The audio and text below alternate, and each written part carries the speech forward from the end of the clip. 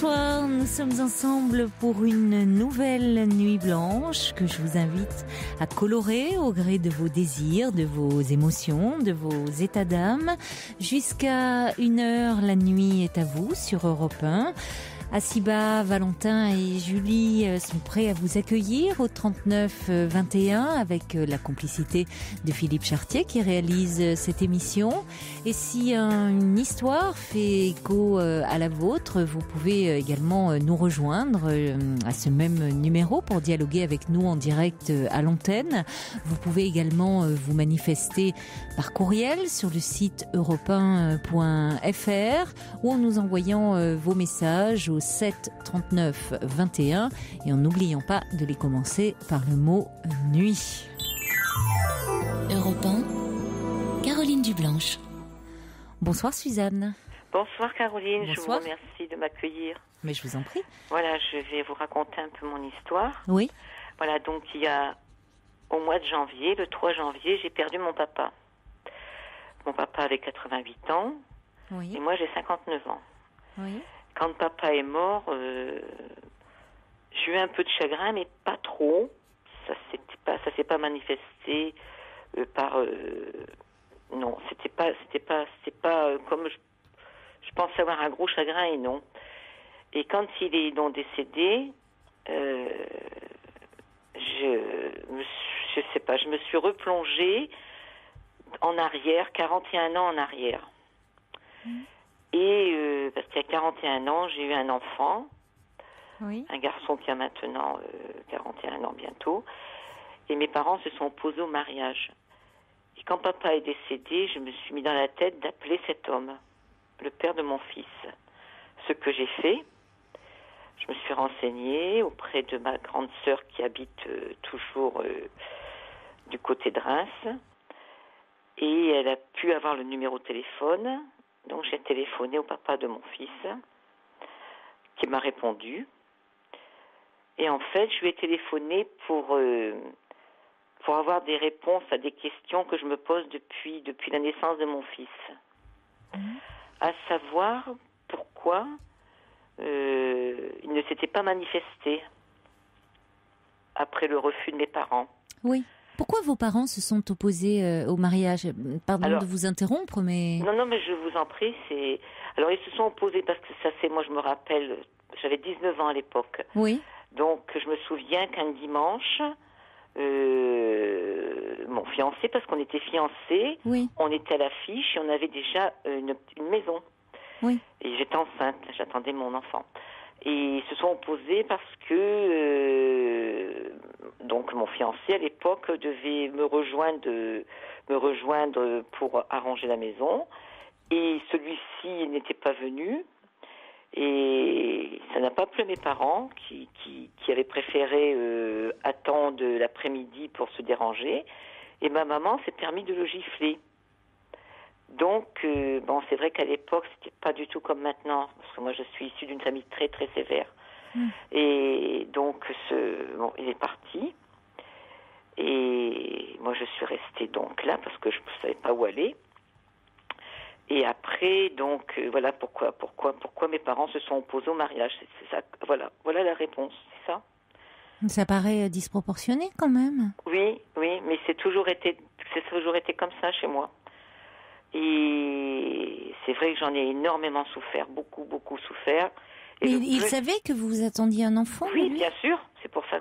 Parce que c'était un amour de jeunesse. Oui, mais donc il savait que ça allait être, allait avoir de très lourdes conséquences. Oui. Qu'ils allaient priver leur futur petit enfant de leur père.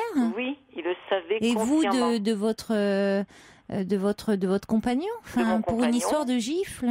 Oui, alors que ça a été une catastrophe, une très grande catastrophe cette histoire. Donc je suis restée chez mes parents parce qu'à l'époque c'était difficile de partir. Et puis je me suis retrouvée donc fille-mère. À l'époque on disait qu'on était des filles-mères. Bon, et donc j'en reviens quand papa est mort, donc j'ai rappelé donc le père de mon enfant, parce que je voulais savoir pourquoi il n'avait pas refait surface après. Et donc il m'a dit qu'il allait quand même recontacter mes parents le lundi, qu'il est allé voir mes parents et qu'il leur a demandé que tout s'arrange, qu'on se marie et tout. Et mes parents, à ce moment-là, se sont carrément mis en colère et lui ont dit que si il refaisait surface, il porterait plainte contre lui, parce que j'étais majeure à l'époque, 19 ans, c'était mineur, qu'il porterait plainte contre lui contre détournement de mineur. Donc il était jeune aussi, donc il est parti. Et donc j'ai appris ça. J'ai appris ça il n'y a pas longtemps, parce que je ne le savais pas, ça, qui était revenu le lundi. Ah oui. Ah non, je ne l'ai pas su, on ne me l'a pas dit. Oui, donc il a essayé, lui, d'arranger la situation, et vos parents ne vous l'ont pas dit. Voilà, mes parents ne me l'ont pas dit. Et moi, c'était mon grand amour de jeunesse, c'était quelqu'un que je tenais énormément. Quel gâchis. Comment ? Quel gâchis. C'était un très, très, très, très gros gâchis, parce que ma vie de femme a été perturbée, a été mise en morceaux. Mon fils en a eu de très grosses conséquences. Et donc, papa est décédé. Je demande, est-ce que je me suis permis de faire quand j'ai appris ça ? Là, c'est vrai que 41 ans après, je me suis revue comme à 19 ans. Et là, c'est vrai que j'ai eu de la colère contre ma mère. Parce qu'elle était toujours vivante, ma maman. Alors, j'ai téléphoné à ma maman pour lui demander des explications. Pourquoi elle m'avait caché ça. Et elle ne m'a pas répondu, elle m'a rien dit du tout. Et ça lui a pas plu, j'ai su que ça lui avait pas plu. Et j'ai quand même continué à téléphoner au père de mon fils pour en savoir plus. Et ma maman est décédée. Oui. Elle est décédée il n'y a pas longtemps, ses obsèques ont eu lieu mardi dernier. Donc c'est tout frais. Oui. Et quand ma maman est décédée, donc elle est morte le samedi, mes frères et sœurs ne m'ont pas prévenue qu'elle était décédée et qu'elle était rentrée à l'hôpital parce que elle avait 84 ans. Elle était rentrée à l'hôpital, elle était malade. Ils ne m'ont pas prévenue. Et le lundi, quand j'ai écouté mon répondeur, j'ai eu 2 messages, donc 2 messages de mes sœurs, un message terrifiant, mais ça m'a replongé encore en arrière, et elle était très en colère en me disant que de toute façon que j'avais fait mal à mes parents, que j'avais jamais su pardonner à mes parents, que des horreurs. Et c'est vrai que ça m'a fait très mal, ça m'a blessée parce que ça m'a replongé longtemps en arrière quand mes parents mais pourquoi ils viennent vous parler de ça alors que vous perdez votre mère et qu'ils ne vous préviennent pas, ils vous mettent hors jeu dans un moment comme celui-là. C'est vous qui aviez des raisons d'être en colère. Oui, mais qu'on ne vous prévienne pas du décès de votre mère. Non, on m'a pas prévenu. Au nom de quoi ils vous excluent comme ça? Eh ben parce qu'en fait, je pense qu'ils n'ont pas accepté que je puisse demander des explications à ma mère. Ben, c'est votre histoire. Et puis oui, je sais. Mais quand vous dites ils, c'est-à-dire qu'ils font bloc, vous êtes plusieurs frères et sœurs et ils font tous bloc? Oui, on est plusieurs. Alors, voilà ce qui se passe. On est 8. Oui. Et j'ai de très bonnes relations avec ma grande sœur aînée, qui, elle, m'a donné parce qu'elle a fait des recherches. Oui, pour savoir ça, où était le père de mon enfant. C'est elle qui m'a donné le numéro. Oui, elle se distingue de la fratrie. Elle est plus proche de vous. Elle vous soutient, semble-t-il. Hein, c'est ça. Mais elle aussi, elle a été rejetée pour à peu près la même chose. Ah, oui. Alors ça fait que quand maman est décédée, donc le lundi, j'ai eu ces 2 coups de téléphone sur mon répondeur de la part de 2 de mes sœurs. Un coup qui m'a complètement anéanti et un deuxième coup d'une de mes sœurs que j'avais énormément aidé, et qui m'a... Alors là, ça m'a complètement démolie, parce que moi, j'avais suivi une thérapie. J'ai suivi une thérapie pendant de très, très longues années. Et d'après ma sœur, ma thérapie n'était pas bonne, qu'il fallait que j'en change, que des choses comme ça, mais toujours dans le négatif. Et moi, je suis pas quelqu'un de négatif parce que je me suis toujours battue pour mon fils et j'ai toujours voulu aller de l'avant. Et voilà ce que j'ai entendu le lundi avant l'enterrement de ma mère. Alors ça m'a fait beaucoup de peine parce que... Et ces deux sœurs sont plus jeunes, plus âgées que vous? J'ai une sœur j'ai une de mes sœurs qui a 1 an moins que moi, qui savait mes souffrances. Elles se suivent, oui, elles sont, oui, vous suivez en âge. Oui. Toutes mes sœurs savaient mes souffrances. Toutes mes sœurs savent par où je suis passée. Oui. Et elles savent pourquoi j'ai une vie, comment je peux dire, en pointillé. Pourquoi, selon vous, 2 de vos sœurs, puisque c'est pas toute votre fratrie qui réagit comme ça, mais particulièrement 2 de vos sœurs réagissent avec autant de dureté là? Parce que j'ai une de mes sœurs qui s'était rapprochée très proche de mes parents. D'accord. Et mon autre sœur qui était... Parce que moi, j'habite loin de chez eux, j'étais à 1000 kilomètres à peu près. Donc, mais elles étaient très proches, donc elles se voyaient régulièrement. Hein, donc, elles allaient chez mes... Mais bon, c'était très très proche de mes parents. Et je sais pas, parce que j'ai pas bien compris pourquoi elles ont refusé que je demande... Parce que quand j'avais appris que le père de mon fils m'avait recherché... j'ai voulu demander, elles n'ont pas aimé. Et d'après elles, si maman est partie à l'hôpital et si elle est décédée, c'est parce que j'ai osé reparler de cette vieille histoire. Ah, elles vont jusque-là, vous reprochez la mort de votre mère? Oui, voilà. Ah oui, oui, ça va très loin. C'est très très loin. Et oui, enfin, ça n'a pas de sens. Non, ça n'a pas de sens. Enfin, c'est évidemment, c'est très difficile pour vous parce que déjà vous perdez votre mère et en plus vos sœurs vous reprochent presque de l'avoir tuée, enfin de l'avoir tuée, d'en être responsable en reparlant de cette histoire.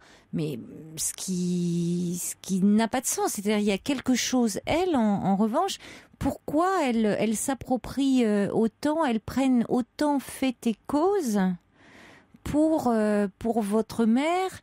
Là, on entend de la rivalité là, avec vis-à-vis de vous. Alors vous dites qu'il y en a une qui s'est rapprochée. Oui. De votre mère. Pourquoi? Si elle s'est rapprochée, c'est que soit elle n'était pas très proche, elle en souffrait, parce que parfois dans une fratrie de 8 enfants, justement, il y en a, c'est compliqué, il y en a qui se sentent un peu délaissées. Alors elle s'était rapprochée d'elle et du coup elle espérait son amour. Oui, parce que quand elle allait chez maman, ma sœur, qui vient de Paris, elle couchait avec maman. Elle couchait encore, elle a 50 ans, elle couchait dans le lit de maman. Elle couchait avec alors qu'il y avait d'autres chambres. Oui, bien sûr, chez nous c'est très grand la maison. Oui. Mais elle couchait encore avec maman et bon, elle s'était rapprochée très proche de maman et elle prenait des décisions. Parce que quand elle m'a téléphoné sur mon répondeur, elle a dit c'est la famille Intel qui t'appelle. Au nom de la famille, voyez? Ah oui, elle ne s'est pas présentée par son prénom. Non, pas du tout. Oui, elle était la représentante de la famille. Voilà. Oui, alors qu'elle parlait en son nom propre, en fait. Voilà, elle parlait au nom de... Et non, alors... mais dans les faits, elle pouvait parler pour elle, elle avait une colère, et on voit la relation qu'elle avait très fusionnelle avec votre mère, parce que c'est pas anodin à 50 ans passés de dormir dans le même lit que sa mère, alors qu'il y a des chambres de disponibles. Oui, beaucoup. Donc il y a une immense rivalité avec vous, là. Voilà. Et peut-être qu'elle n'a pas pu réussir sa vie. Enfin, je sais pas qu'est-ce qui se passe dans sa vie à elle, mais pourquoi elle vous en veut pourquoi... Toutes les deux. Oui, et l'autre sœur. L'autre, elle allait pas trop chez maman, et puis elle est allée. Et je pense que ce qui s'est passé dans ma vie, ça devait être un secret. Ça devait pas se savoir.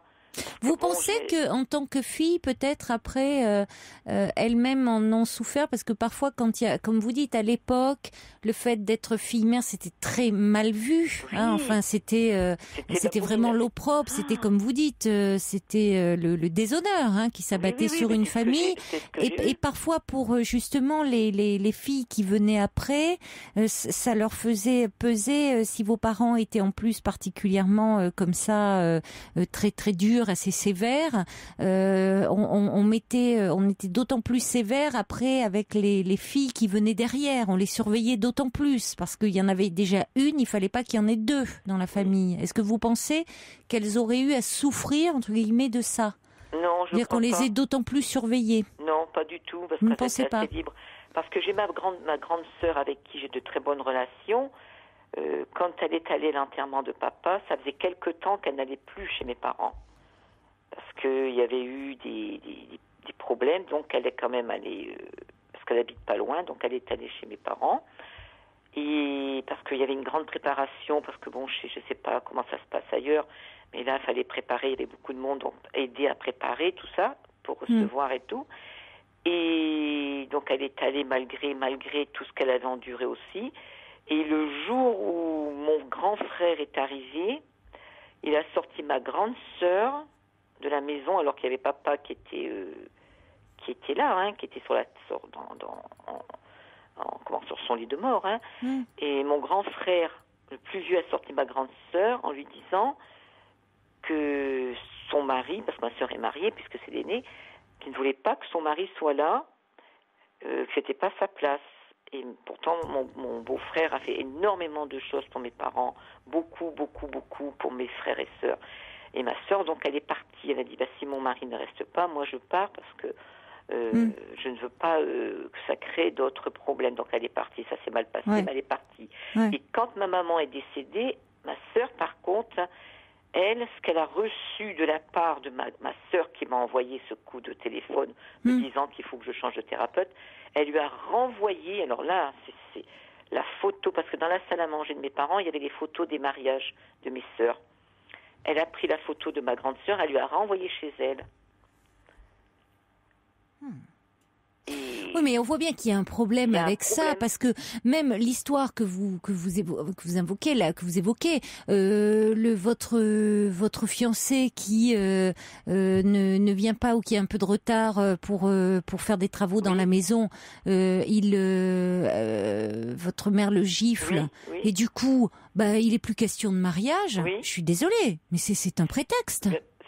C'était l'horreur pour moi. Non, mais ça, je comprends que ce soit l'horreur pour vous et pour lui, mais sachant qu'en plus vous attendiez un enfant, dire qu'il n'y a plus de mariage, ça fait vraiment prétexte. C'est-à-dire que moi je l'entends que tout était bon de toute façon pour que le mariage n'ait pas lieu. Voilà.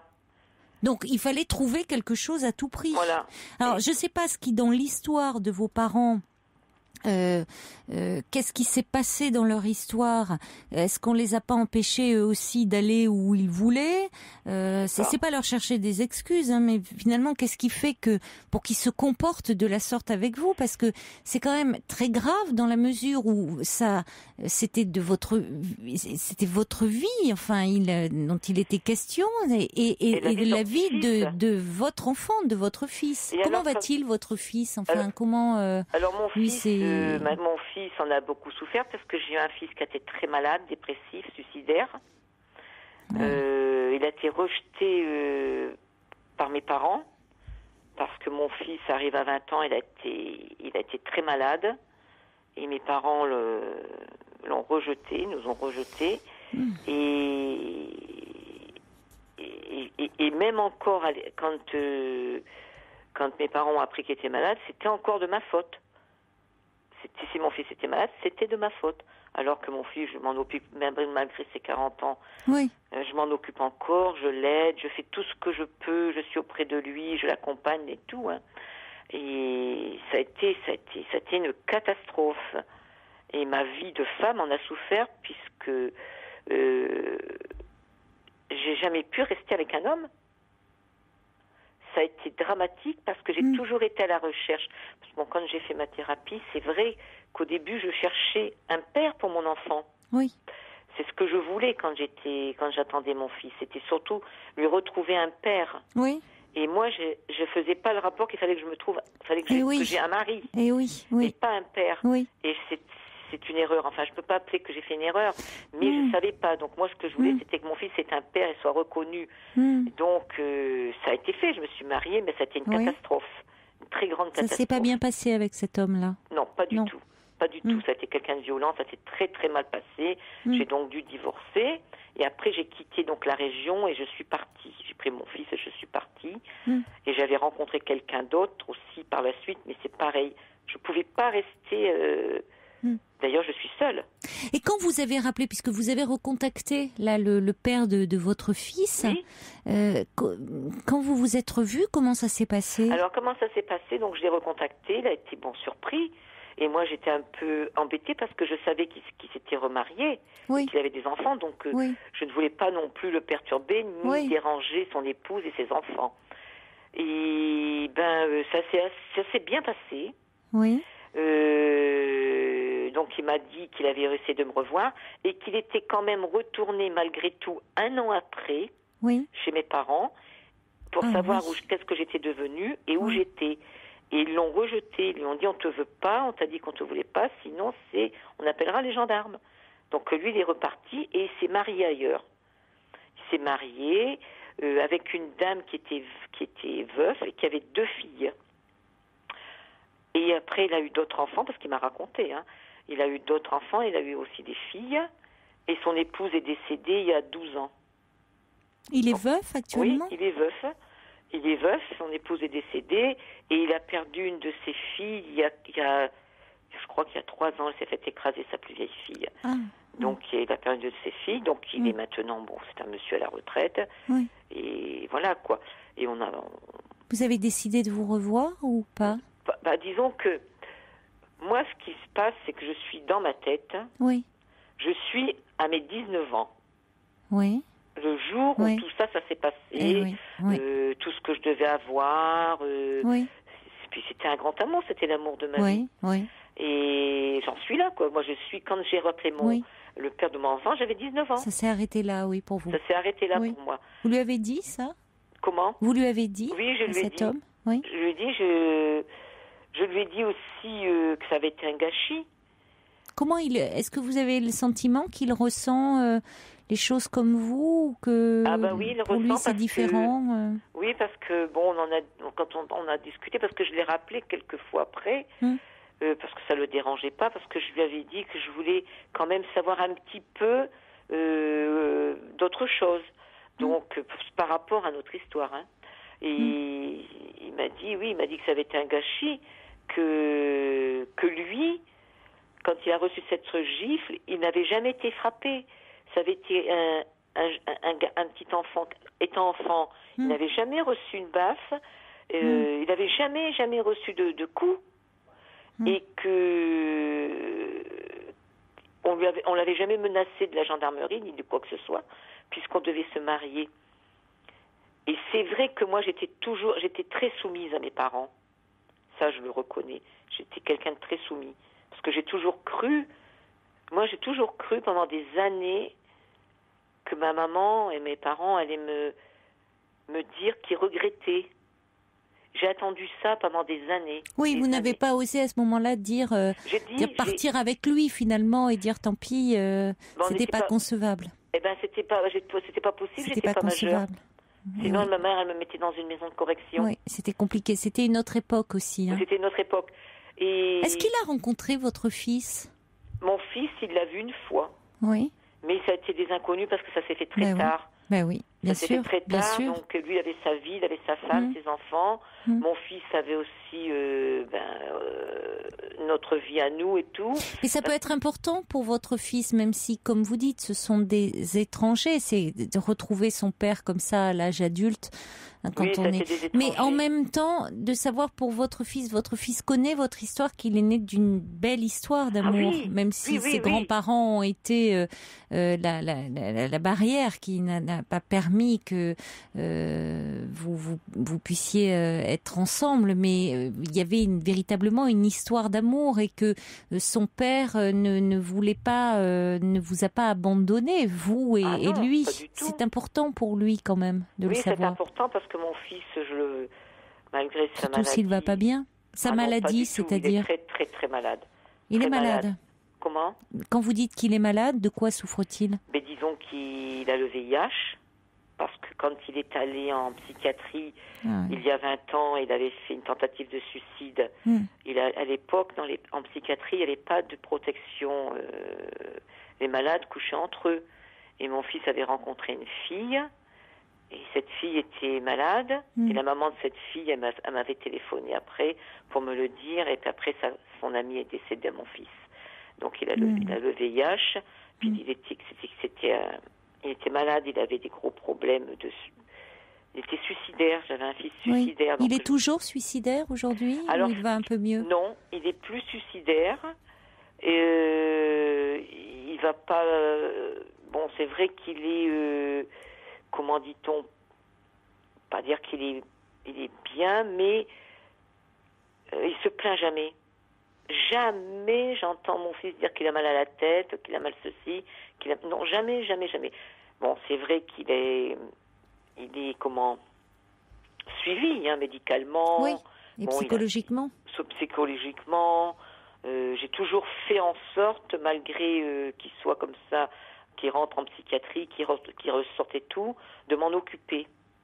Je me suis beaucoup occupée de lui, énormément. Et puis je continue, parce que je continue à aller le voir. Et puis c'est comme ça, parce que quand j'ai mis au monde mon enfant, je me suis sentie responsable de lui seule, puisque j'étais seule. Donc...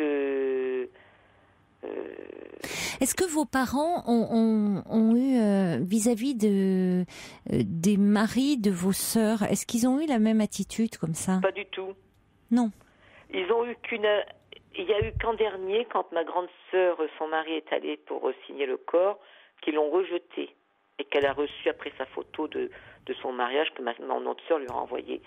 Mais c'est vrai que ça nous a fait mal à elle aussi, ça lui a fait mal. Ils l'ont rejeté à ce moment-là? Oui, ils ont rejeté ma grande sœur. Ils l'ont rejeté. On est toutes les deux rejetées. Mais nous on est très proches. Alors on s'est posé la question à savoir si, étant donné qu'on se parle, qu'on se raconte, ma sœur, elle me fait parler, parce que ma sœur ne savait pas beaucoup de choses de moi, parce que ma maman ne lui disait rien. J'avais des parents qui disaient rien à ma grande sœur. On vivait beaucoup dans les non-dits. Et vous avez compris, vous, en thérapie, un peu pourquoi il y a eu cette opposition à votre mariage? Pourquoi j'ai compris que mes parents ne l'acceptaient pas. Oui, mais pourquoi lui, alors que finalement il n'y a pas eu ce refus vis-à-vis de vos sœurs? Parce que parfois il y a des familles comme ça où sous couvert de refuser l'étranger, il y a des parents qui refusent tout ce qui est étranger à la famille. Enfin, vous voyez, ils veulent que ça se passe en famille. C'est un peu, il y a quelque chose d'un peu incestueux dans ces familles-là. Ce qui pourrait aller dans le sens de votre sœur qui dort encore avec votre mère. Alors je dis pas incestuel, on va dire. C'est-à-dire, c'est pas qu'il se passe des choses réellement entre elles, mais il y a un climat. On dit dans ces cas-là, dans notre jargon, un peu incestuel. C'est-à-dire que ça ne veut pas dire qu'il se passe réellement des faits, des actes, mais il y a un climat où on peut pas tout se passe en famille, et donc on n'accepte pas l'autre. Sous couvert on trouve toujours de bons arguments. Il n'est pas du même milieu social que nous, il n'est pas de la même religion que nous, il n'a pas la bonne couleur de peau. Enfin, on trouve toujours de très bons arguments dans ces cas-là, ou de très mauvais, vous voyez. Mais bon. En plus, le père de mon fils, moi, en plus, c'est ce qui me plaisait chez lui. Bon, c'était un bel homme, et puis on se connaissait depuis tout petit, donc on se racontait tout. Et en plus, il aimait chanter. Il était bohème. C'était la bohème un peu. Et moi, j'aimais ça, cette vie un peu, quand il chantait, tout ça, et qu'il m'emmenait de partout. J'adorais ça.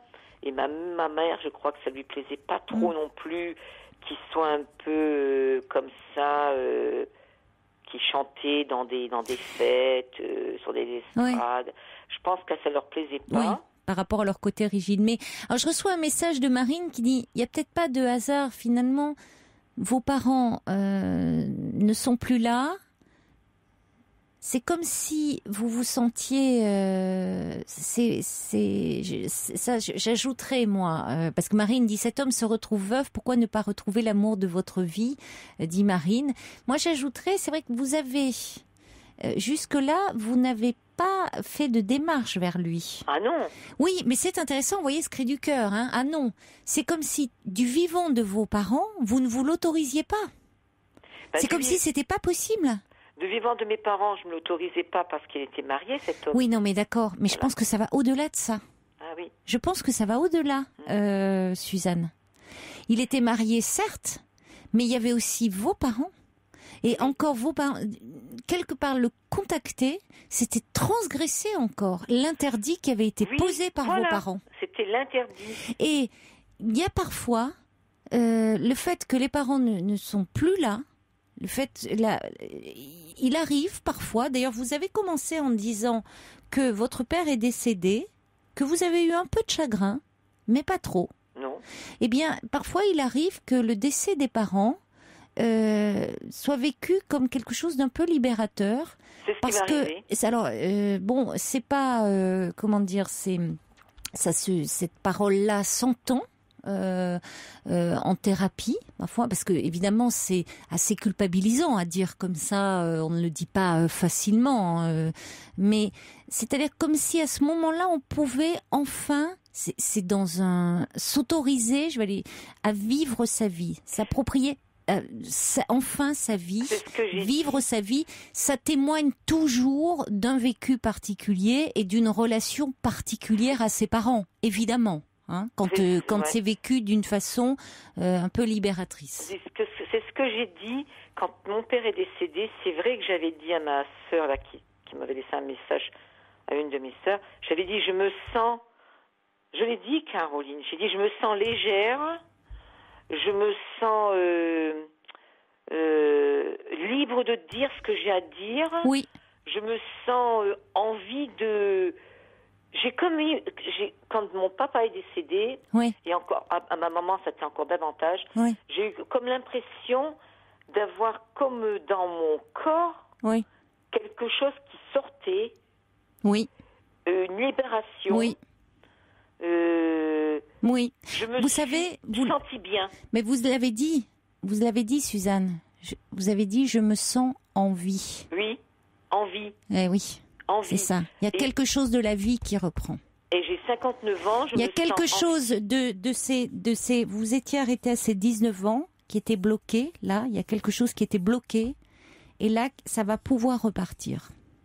Vous voyez, il y a quelque chose qui va pouvoir se débloquer de la vie qui va reprendre. Alors, revoir cet homme. D'une façon ou d'une autre. Alors, avec cet homme, avec quelqu'un d'autre de votre vie à vous, reprendre le cours de votre vie. Oui. Enfin, vous, décidez de votre vie. Je ne sais pas si ça sera avec cet homme, avec un autre. Vous, c'est-à-dire que vous soyez aux commandes de votre vie. Que ça soit vous qui décidiez, enfin, de votre vie. C'est ce que j'ai envie. Voilà. De décider de ma vie. Voilà. C'est ce qu'il y a à retenir. Hein, par contre, avec mes frères et sœurs, oui. C'est vrai qu'il y a cette cassure. Pour le moment, oui, mais écoutez, pour le moment, justement, vous avez, pour le moment, c'est comme ça. Il y a une distance à prendre. C'est de votre vie dont il est plus qu'urgent de vous occuper. Donc, laissez-les. Pour le moment, c'est trop tôt. Elles ont un chemin à faire. Elles étaient dans une relation très particulière, à votre mère notamment. Laissez-les. Les choses peuvent évoluer. Mais pour le moment, c'est trop chargé en émotions. Poursuivez votre chemin à vous. Et c'est vrai que je me sens... Alors, au début, quand je me sentais comme ça, j'ai dit, quelque part, je me suis dit, mon Dieu, mais tu te sens... C'était pas que j'étais heureuse qu'il soit mort. Non, mais c'est pas de ça dont il s'agit. J'étais comme si j'étais lavée, débarrassée. C'est plus quelque chose d'une libération. C'est plus ça. Oui, je comprends tout à fait. Voilà. Mais écoutez, je crois qu'il faut l'accepter, l'entendre, et je vous dis, l'important c'est ça, vous sentir en vie et vous occuper vraiment de votre vie. Donc poursuivez comme ça, Suzanne. Merci en tout cas de nous avoir parlé de votre histoire. Au revoir. Je vous remercie beaucoup, Caroline. Au revoir. Pour dialoguer avec Caroline Dublanche, envoyez nuit suivi de votre message par SMS au 7 39 21. 50 centimes plus coût d'un SMS. Bonsoir Vanille. Bonsoir Caroline. Bonsoir. Merci de me prendre à l'antenne. Vous êtes la bienvenue. Merci. Je ne sais pas où commencer parce qu'il y a tellement de choses. Alors, vous faites un rêve récurrent. Vous rêvez de votre ex-compagnon Voilà. qui vous a quitté il y a un an maintenant. Oui, voilà, il y a un an et je suis restée 4 mois avec lui. C'est vrai que dans mes rêves, je le vois toujours avec une autre personne. Une autre femme. Une autre femme, où Oui. il me veut pas. Moi, je cherche toujours. Je sais, c'est pas quelqu'un qui viendra vers moi, mais ça me perturbe, ça me met, je suis pas bien, quoi. C'est pour ça que je vous ai appelé, j'ai envoyé votre mail pour savoir, pour me comprendre surtout, parce que je rencontre personne. J'arrive pas à aller vers les autres. À chaque fois que je rencontre quelqu'un, ça va jamais, ça va jamais. Alors, je suis pas restée longtemps avec lui, mais par contre... Il vous a marqué? Oui, il m'a marqué parce que j'allais beaucoup chez lui le week-end et j'ai beaucoup voyagé avec lui. Oui. Et c'était quelqu'un d'important sur ma région. Oui. Et j'allais dans des grands repas. C'était la bienvenue avec ses amis parce que avec ses amis, et puis il y avait il y avait au moins 75 personnes souvent. Ah oui, et j'étais bien accueillie. Il m'a présenté. C'est ce que j'arrive pas à comprendre parce qu'au départ. Il a voulu tout de suite que j'aille à son bureau. Et moi, j'ai refusé parce que j'avais mon fils qui était là. J'ai refusé, j'ai pas voulu. Et puis, il m'a invité tout de suite. Je refusais au départ. Et après, il m'emmenait partout. Il me présentait à tout le monde. Donc finalement, qu'est-ce que vous regrettez le plus, cet homme ou la vie qu'il vous a proposée, notamment la vie sociale, le fait de rencontrer beaucoup de monde, toutes ces sorties, c'est ce qui avait l'air de beaucoup vous plaire finalement. Oui, surtout, oui, ça me plaisait beaucoup, c'est vrai. Mais l'homme aussi me manque beaucoup. Mais c'est vrai, c'était quelqu'un de très sociable. De dur en lui-même. Quand il était seul chez lui, ça allait pas. C'est quelqu'un, je me dis souvent, c'est quelqu'un qui était très entouré par les gens, mais quand il rentrait chez lui, il était seul. Il se retrouvait seul, il s'ennuyait. Il s'ennuyait beaucoup. Quand je lui téléphonais, par exemple, il travaillait. Quand je lui téléphonais à midi pour savoir la veille, ça n'allait pas. Ça lui convenait pas. Quand si j'allais chez lui comme ça, une fois je suis allée chez lui avec mes enfants, je l'ai appelé, il n'a pas répondu. Il savait que je vais aller, mais ça lui plaisait pas. Alors je savais pas comment faire. Et pourquoi vous vous êtes séparés finalement au bout de 4 mois? Parce que moi je l'ai vu, il m'avait inscrit à son repas qu'il y aurait eu au mois de janvier l'année d'après. Oui. Et moi j'ai rencontré sur Internet. J'ai revu sur le site, mais c'est sûr, ce qu'il n'a pas fallu que je fasse. Oui. Quand je l'ai revu sur le site, j'ai vite appelé pour lui dire qu'est-ce que tu fais sur le site? Moi, ça m'amuse pas. Sur le site de rencontre sur lequel vous vous étiez rencontrés? Voilà. Et ça m'amusait pas. Et lui, bien sûr, il me dit tu m'as fait ça en vacances. Et voilà, ça recommence. Et puis voilà, il me dit j'arrête tout. Mais c'était pas quelqu'un de tendre en plus. Hein. Il était resté longtemps seul. Il était resté trop longtemps seul. J'avais connu ses enfants, tout ça. Tout se passait bien. Hein. Ça se passait bien. Mais alors, il a mis un terme à votre relation parce que ayant vu qu'il était à nouveau sur le site, vous lui en avez fait part et ça ne lui a pas plu. Il a dit en gros que vous l'espionniez. Voilà, c'est ça. Ça lui a déplu, ça. Voilà, ça lui a déplu. Il m'a dit j'ai pas besoin de quelqu'un. Mais vous n'aviez pas confiance en lui finalement pour aller voir sur le site comme ça. Vous pensiez que peut-être il pouvait vous tromper. Je pense comme ça, je suis une femme jalouse, un peu possessive, et après, voilà, c'est vrai, j'ai pas eu confiance. Pourtant, il m'avait dit, il m'avait dit avant, j'ai plein d'amis femmes, il faut que tu me fasses confiance. Visiblement, oui, il aime être entouré, cet homme. Oui, voilà, il aime être entouré parce qu'il se montrait en avant. Il me présentait à chaque fois, il disait, quand il faisait un discours, il me mettait toujours dedans. Moi, je me reculais, je me mettais toujours en arrière. Je me mettais toujours en arrière, je me cachais un peu. Je me cachais un peu et c'est vrai, c'était accepté par tout le monde. Hein. En plus, il m'a dit qu'il y a une belle prestance, tout ça, quand je sortais avec lui. Oui, il était fier de vous. Il était fier de vous. Ça le flattait d'être à vos côtés. Voilà.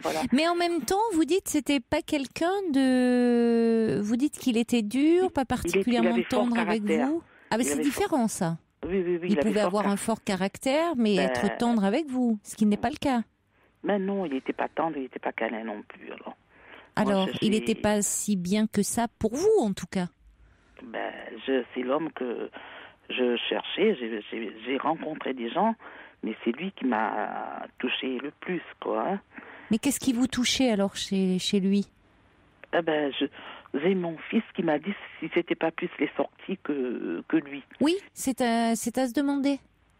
C'est-à-dire tout cet entourage, sa famille, ses amis. Est-ce que vous étiez un peu isolé avant de le rencontrer? Oui, je sortais pas. C'est peut-être ça, même encore, finalement, qui vous manque. Sors plus. Oui, pourquoi vous ne sortez plus?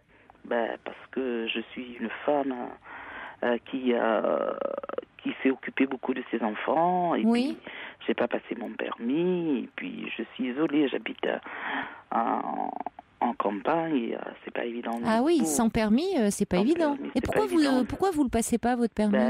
C'est trop peur. C'est trop peur. Oui, mais bon. Peur de quoi? J'ai peur de la vitesse, j'ai peur.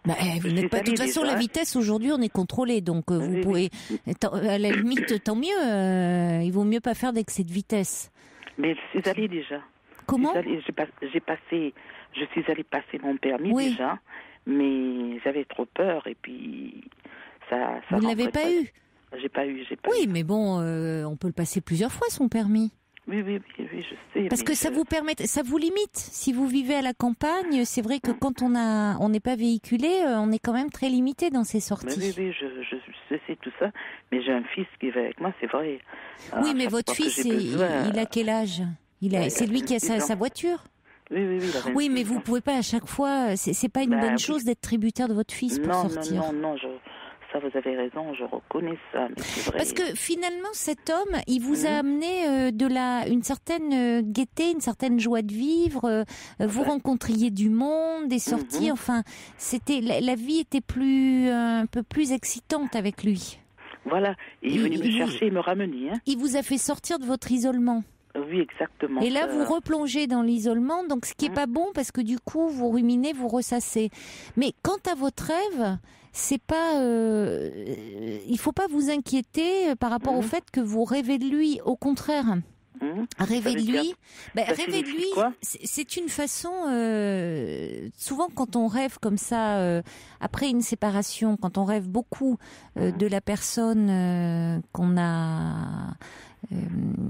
qui nous a quittés c'est une façon de faire le deuil. Notre inconscient travaille la nuit pour nous. Alors tout dépend. Alors là, vous le voyez avec une autre femme, évidemment, ça vous fait souffrir, mais dans ce rêve, il n'est pas disponible pour vous. C'est ce qui correspond à la réalité d'une certaine façon, puisque vous n'êtes plus ensemble. Donc ça veut dire que vous, petit à petit, vous assimilez le fait que cet homme n'est plus dans votre vie. Alors, difficilement parce que dans votre rêve, vous le voyez avec quelqu'un d'autre. Ça correspond au fait que vous l'avez vu inscrit à nouveau sur ce site de rencontre et vous dites vous êtes quelqu'un de plutôt jaloux et possessif. Donc, ça c'est votre jalousie qui fait que vous vous dites il est avec quelqu'un d'autre. Mais vous petit à petit, vous vous faites à l'idée qu'il est plus dans votre vie. Et donc, en rêver, c'est une façon de l'intégrer. Oui, parce que, vous voyez, même quand on perd un proche, quand quelqu'un décède, et tant qu'on n'arrive pas à rêver de lui, c'est qu'on n'arrive pas bien à intégrer que cette personne est décédée. Quand on commence à rêver de cette personne, c'est plutôt bon signe. Ça veut dire qu'on commence à intégrer sa disparition. Alors, dans une séparation, là, cet homme, il est vivant, mais même dans une séparation, en rêver, c'est plutôt bon signe. C'est que vous intégrez ça. Et sur la radio de ma région, je l'ai entendu parler dimanche dernier parce que je peux pas entendre. Alors je peux pas entendre. Ah, vous l'avez entendu, parler de lui. Oui, ça c'est difficile. Vous pouvez pas. Ça vous fait mal d'entendre sa voix. Oui, mais ça je comprends. Et il vaut mieux que vous ne l'entendiez pas d'ailleurs. Mais il intervient pas régulièrement. Non, parce qu'il va y avoir une fête sur Toulouse, là, c'est pour ça que j'ai entendu parler. Écoutez, il vaut mieux que vous ne l'entendiez pas. De toute façon, quand on a à faire le deuil d'une relation, il vaut mieux ne pas voir la personne, ne pas l'entendre, c'est-à-dire ne pas la voir au téléphone, s'éviter tout contact, parce que ça relance la mécanique du désir, de l'envie de voir. Donc, il faut se protéger au maximum.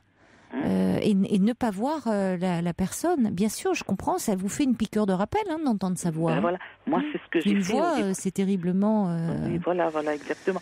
Au départ, c'est ce que j'ai fait là, juste après qu'il m'avait quitté, c'est que moi je téléphonais, mais lui ça ne lui plaisait pas, bien sûr. Mais oui, mais et ça... après, oui. Mais ça m'a construit.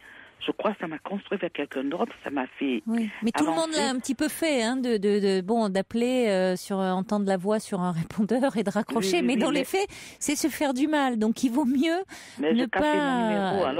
Je cachais mon numéro pour l'appeler. Parce qu'une voix, c'est chargé en émotions. Oui, numéro masqué, voilà, mais bon, c'est vous faire du mal. Alors c'est dans les premiers temps, et puis après il faut arrêter. Voilà. J'ai compris après. Et puis je crois, pensez à vous. Repassez le permis, ça va vous donner un objectif aussi. Réinscrivez-vous au cours de conduite, repassez le permis, fixez-vous des objectifs, puisque finalement, ce qui est problématique pour vous, c'est que vous êtes trop isolé et vous vous ennuyez. Et puis comme dit Brigitte, cet homme n'était-il pas un peu égocentrique? Pensez-vous qu'il était véritablement aimant? Peut-être qu'il faut vous consoler en vous disant ça, Vanille. Caroline, moi je me dis que je lui ai dit, quand je lui ai envoyé un message, je lui ai dit, si tu étais amoureux de moi, tu reviendrais vers moi, c'est que tu l'étais pas. Oui, mais bon, vous torturez pas avec ça. Mais non, l'important n'est pas là. Voilà, en ce moment, j'ai eu quelqu'un d'autre après. Bon. Ça fait 1 an, c'est que lui, moi, je suis une personne, j'ai besoin de tout dire. J'ai besoin d'être complice avec la personne que j'ai. Et avec lui, c'était pas le cas. Là, je suis en communication avec une personne qui est presque à 200 km de moi, mais bien sûr, la personne est séparée. Ouais. Mais je peux tout lui dire. Je peux me le renvoyer sur les roses, il va me comprendre, il va toujours revenir vers moi. Mais l'autre personne, c'était pas le cas. Bon, alors écoutez, vous voyez qu'il n'était pas si formidable que ça pour vous. Mais je vous dis, je crois qu'il faut que vous vous occupiez un petit peu davantage, et ça va aussi vous faire du bien d'être un petit peu plus occupé dans votre vie. C'est vrai, c'est une combinaison, je m'occupe, mais j'ai besoin d'aller de sortir. Voilà, de sortir et de rompre un peu votre solitude. Bon courage, Vanille. Merci beaucoup, Caroline. Bonne soirée. Au revoir. Des petits messages qui arrivent au 7 39 21. Poupig qui dit les rêves de Vanille disent aussi qu'elle a encore le goût de vivre, et c'est très bien ainsi. Il y a Laurence de 7 qui dit une voiture sans permis ne serait-elle pas une solution pour Vanille? C'est sûr que comme ça au moins elle ferait pas d'excès de vitesse, elle qui a très peur de la vitesse, parce que finalement une voiture c'est pas une voiture sans permis d'ailleurs, c'est une voiture parce que Laurence met une voiture sans permis, c'est une voiture... Ah si, oui, on peut avoir les voitures sans permis. Mais bien sûr, oui, mais c'est vrai que ça a le moteur d'une mobilette avec le bruit d'un avion. Donc là, c'est sûr qu'il n'y a pas de problème comme ça. Allez, il est minuit. Vous écoutez Europe 1.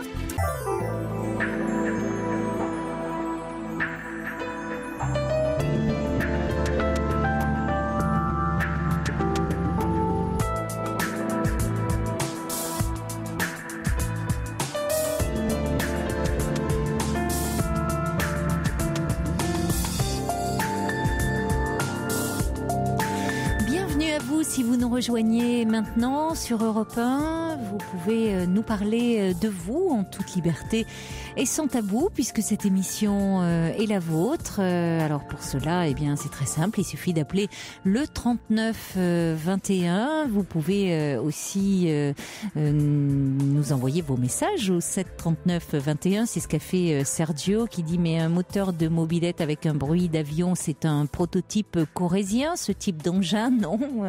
Oui, c'est vrai, on en croise parfois sur les routes de Corrèze et de Navarre, d'ailleurs. Vous avez dû en rencontrer, mon cher Sergio. Et vous pouvez également nous écrire des courriel sur le site europe1.fr. C'est ce qu'a fait Catherine qui dit récemment, vous avez accueilli à l'antenne Benoît, un homme qui revenait, qui avait passé 16 ans aux États-Unis et qui était un peu déphasé à son retour en France. J'étais intervenue par mail, je vous l'aviez lu à l'antenne. J'ai alors communiqué mes coordonnées hors antenne. Benoît m'a contacté. Depuis, pas un jour sans mail, texto, appel. Nous communiquons sur tout, sur rien. J'apprécie beaucoup ces échanges qui nous font du bien à tous les deux, dit Catherine. Voilà, donc tout ça pour dire que bien parfois vous réagissez à une histoire, vous envoyez un petit mail, vous nous appelez au 39 21, vous demandez à être mis en relation. Et puis ces échanges se poursuivent hors antenne. Bonsoir Jean-François. Bonsoir Caroline. Bonsoir. Je suis très heureux de vous avoir. Mais moi aussi. J'aime beaucoup votre émission. Merci, vous avez merci. aussi beaucoup d'humour par moment avec votre voiture sans permis. Mais j'ai eu un petit doute, je me suis dit voiture sans permis. Attendez, elle me fait de l'humour ou quoi? Puis je me suis dit non, ça existe vraiment. Mais c'est vrai que Vanny qui craignait les excès de vitesse, ça règle le problème là pour le coup.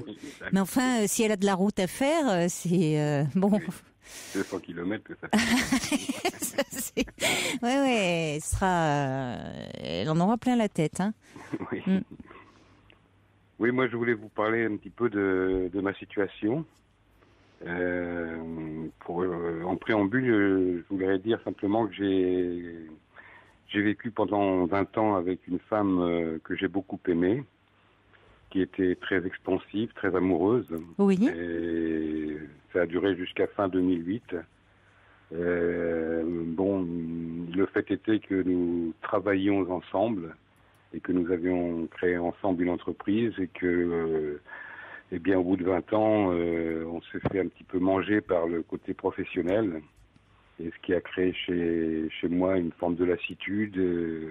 Et pour faire court, fin 2008, j'ai rompu avec cette femme. Et voilà, ça c'était en préambule. Et il se fait que le 1er janvier 2009, donc un mois ou deux après ma rupture, j'ai eu l'occasion de rencontrer une autre femme qui est venue vers moi lors d'une soirée, avec qui le dialogue s'est tout de suite très bien instauré. Mais j'ai senti chez cette femme une espèce un narcissisme vraiment exacerbé, quoi. Quelqu'un qui vraiment pense beaucoup à elle, est très égocentrique, et même dans les premiers jours, ça m'a beaucoup gêné. À tel point qu'au bout de 3 ou 4 jours que nous étions ensemble, nous ne vivions pas ensemble, nous avions chacun notre appartement, mais au bout de 3 ou 4 rencontres, j'ai même carrément décidé d'arrêter parce que je sentais pas du tout, je la sentais pas du tout, quoi. Était-ce parce que je sortais justement de 20 ans de, comment dirais-je, de vie avec quelqu'un qui savait dire je t'aime, savait dire quelques mots tendres, savait être câline, alors que là j'avais affaire à quelqu'un qui n'était pas du tout dans cet esprit-là. Et ça m'a beaucoup perturbé. Donc au bout de 3 ou 4 rencontres, je lui ai dit écoute, je crois que c'est mieux que nous arrêtions maintenant parce que, je sais pas, il y a quelque chose qui me met mal à l'aise. Et je dois préciser aussi qu'elle m'avait indiqué dès qu'on s'était rencontrés qu'elle était mariée, mais qu'elle vivait 6 mois en France et 6 mois à l'étranger. Son mari restant, lui, en revanche, toute l'année à l'étranger. Donc ça voulait dire qu'elle était 6 mois seule ici en France. Oui. Et donc déjà, c'était une relation un peu particulière, puisque je savais que je la verrais que 6 mois par an. Oui. C'est aussi quelque chose qui me gênait. Donc ça faisait beaucoup de choses qui finalement étaient gênantes pour vous et pas des petites choses. Et pas des petites choses, tout à fait. Mais bon, elle a quand même été, elle m'a impliqué tout de suite dans sa vie.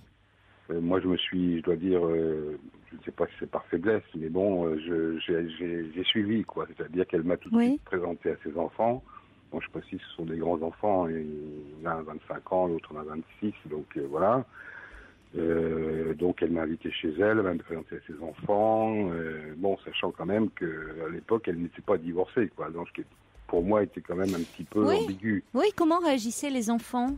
Eh bien, bon, faut savoir que la situation entre elle et son mari était quand même relativement catastrophique, hein, sur le plan conjugal. Oui. C'était plus une cohabitation la moitié de l'année qu'autre chose. Oui. Et que ça se passait pas très bien non plus entre le père et les enfants. Donc ils m'ont accepté tout de suite. Oui. Ça s'est très bien passé. Moi, le relationnel s'est instauré. Moi, je me suis retrouvé, je venais donc de rompre quelques mois avant. Je me suis retrouvé un petit peu dans une ambiance familiale, ce qui me changeait de ma solitude que je vivais à l'époque, quoi. Hein. Et j'ai trouvé ça intéressant. Et bon, je me suis laissé un petit peu prendre. Elle m'a emmené avec elle là où elle vivait le reste du temps. Je ne citerai pas le pays. Mais donc, elle a eu des attitudes qui m'ont beaucoup surpris, dans le fait qu'elle m'a impliqué aussi, beaucoup avec ses enfants, qu'elle me demandait de prendre des décisions à sa place quand elle avait à décider, alors que moi je les connaissais seulement depuis un mois ou deux, quoi. Hein. Donc je me sentais pas du tout prêt à jouer le rôle quasiment de substitut du père, quoi. Hein. Et ça m'a un petit peu gêné. Après, elle m'a emmené dans ce pays où elle vivait. Au départ, j'ai un ami qui vit aussi dans ce pays-là, donc il était convenu que je passe, que j'aille chez mon ami, puis qu'on se voit de temps en temps là-bas. À ma grande surprise, à mon arrivée dans ce pays, elle m'a invité chez elle alors que son mari y était. Donc elle m'a présenté comme le meilleur ami de sa meilleure amie. Bon, c'était pour moi quand même très gênant. Oh oui. Parce que je partageais, lui il s'absentait beaucoup parce que c'est un homme qui est dans les affaires, donc il partait 3 jours, 4 jours ailleurs. Et tout ça était très ambigu pour moi et et pas très facile à gérer, quoi. Non. J'imagine, non. C'est pas très respectueux vis-à-vis de son mari et vis-à-vis de vous, je trouve. Compris pourquoi elle a fait ça. Non, c'est pas... de la provocation. Oui, je trouve qu'il y a... C'est un manque de respect, je trouve. Ah oui, quels que soient les termes, la relation qu'elle a avec son mari, hein, même si elle qu'elle n'est pas en bons termes avec lui, mais il n'empêche qu'elle n'est pas séparée de lui. Non. Et voyez qu'elle maintient l'ambiguïté puisqu'elle dit pas clairement les choses. Elle dit pas que vous êtes son ami, son compagnon. Donc après tout, ça pourrait être un couple assez libre.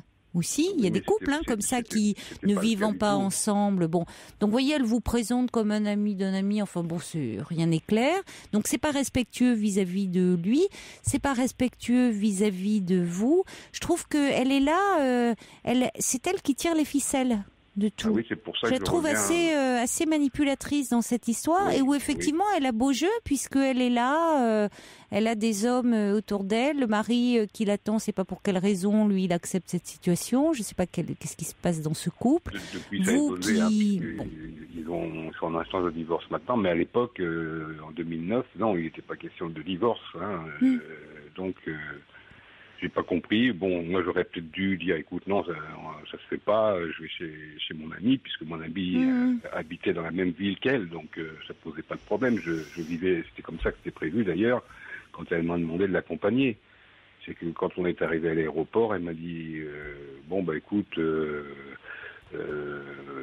on va aller directement à la maison, et puis, je vais te présenter comme étant le meilleur ami d'une telle, et c'est ce qu'elle a fait d'ailleurs. Bon, lui a accepté.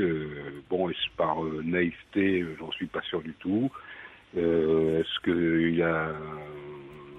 Comme elle est très narcissique et très dirigiste, avec tout le monde, avec ses enfants, avec lui, ce qui a créé beaucoup de dissensions entre elle et lui, bien avant qu'elle me connaisse. Je sais pas, j'ai dit ok, après tout, si tu penses que si ça te fait plaisir, pourquoi pas, quoi. Hein. J'ai un peu fait preuve de faiblesse, sûrement. Peut-être que j'aurais dû refuser. C'est comme ça. C'est comme ça. Donc, je suis resté là-bas à mi-temps chez elle et chez mon ami pendant 1 mois. Bon, au bout d'1 mois, je suis rentré en France. Elle est restée là-bas. Elle devait rester 6 mois. En fait, 1 mois après, même pas 15 jours après, elle est rentrée. Bon, moi, j'étais déjà parti plus ou moins dans l'idée de prendre du recul parce que je sentais pas très bien tout ça, quoi. Voilà. Mais bon, là, la situation a perduré parce qu'on partage beaucoup de choses. Nous sommes très très branchés dans tout ce qui est artistique, peinture, musique, etc. Donc c'est vrai qu'on passait de très très bons moments. Ça, c'était pas l'ombre d'un doute. Par contre, ce qui continuait à me poser problème, c'était son narcissisme, exacerbé, son dirigisme aussi, le fait qu'elle n'était pas du tout expansive, jamais un petit mot gentil ou très très rarement, jamais de manifestation extérieure de quelques affections ou d'amour. Et ça me gênait beaucoup, surtout après l'expérience que j'avais vécue, quoi. Et donc, quand je suis rentré en France, j'avais pris le recul. Et puis, elle est rentrée, elle a repris contact avec moi. Et pendant toute cette période-là, qui a duré 2 ans, c'est-à-dire l'année 2009-2010, on ne vivait pas du tout ensemble. On se voyait 1 fois ou 2 par semaine. On voyageait beaucoup ensemble. On a fait plein de choses ensemble, qui étaient très agréables. Mais on n'a jamais vécu plus de 2-3 jours ensemble, quoi, hein. Le reste du temps, chacun était chez soi et voilà, jusque-là, ça allait bien. Et puis, à la fin de l'année 2010, j'ai vraiment craqué. J'arrivais plus à... Je lui en ai parlé, je lui ai dit, écoute, moi j'ai beaucoup de difficultés à me sentir bien à tes côtés parce que, bon, il n'y a jamais de ta part la moindre marque d'affection réelle, sauf à de rares exceptions, et ça j'ai beaucoup de mal à le vivre. Je pense qu'il est préférable qu'on arrête parce que moi ça me fait souffrir, voilà, ça me convient pas, j'ai besoin de quelqu'un plus tendre, et donc j'ai rompu fin 2010. Et pendant les premiers 6 mois de l'année 2011, j'ai donc plus du tout eu de contact avec elle, ni téléphonique, ni de quelque nature que ce soit. Et bon, j'avais retrouvé ma vie de célibataire, je dirais, sans rencontrer personne d'autre durant cette période d'ailleurs, mais je m'y étais habitué et ça allait bien, quoi. Au début, c'était un petit peu difficile, mais ça allait bien. Et au bout de 6 mois, donc en juillet 2011, elle m'a rappelé, elle est revenue me voir, parce qu'on habite à une 30aine de kilomètres quand elle est en France, l'un de l'autre. Bon, entre-temps, j'ai oublié de signaler qu'elle avait demandé le divorce à son mari. Donc je lui ai dit, mais écoute, tu vas peut-être un peu vite en besogne, parce que moi, je lui ai dit, mais si tu le fais pour toi, parce que tu ne peux plus vivre avec lui, bon, ça te regarde. Ça vous faisait peur à ce moment-là ?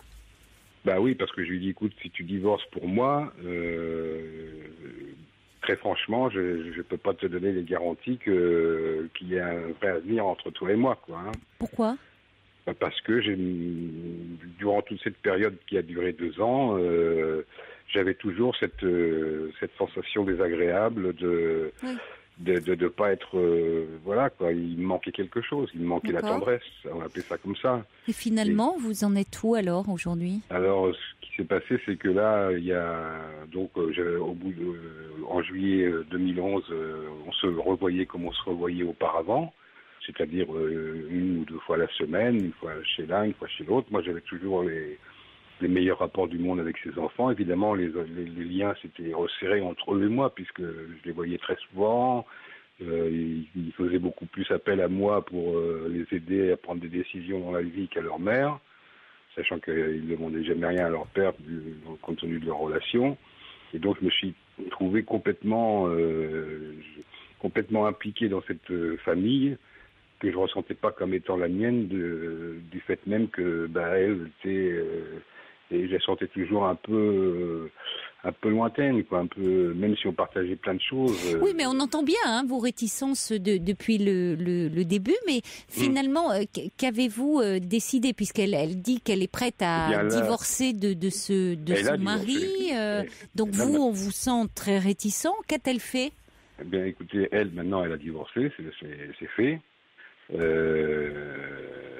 Bon, parce qu'après tout, c'est qu'elle souhaitait le faire, certainement. Et alors, Oui. vous, votre relation, elle en est où aujourd'hui, Ma Jean-François ? relation est la suivante, c'est que là, il y a 1 mois et demi, elle m'a dit, mais pourquoi on partagerait pas, bon, elle a un très grand appartement, bon, c'est quelqu'un qui est très très à l'aise financièrement dans la vie, hein, ce qui joue aussi, à mon avis, dans son narcissisme et sa façon de diriger les choses, parce que, bon, voilà, l'argent est quand même un gros, je dirais, un gros moteur chez elle. Ça aussi, c'est un côté qui m'a un petit peu gêné. Et donc, il y a plus d'1 mois et demi, elle me dit, mais pourquoi on partagerait pas notre vie, quoi, vivre ensemble quelque part. Bon, elle a plusieurs maisons dans la région, enfin, peu importe. Je lui dis, écoute, moi, je sais pas. Pour l'instant, je sais pas, j'ai balbutié, j'ai pas dit.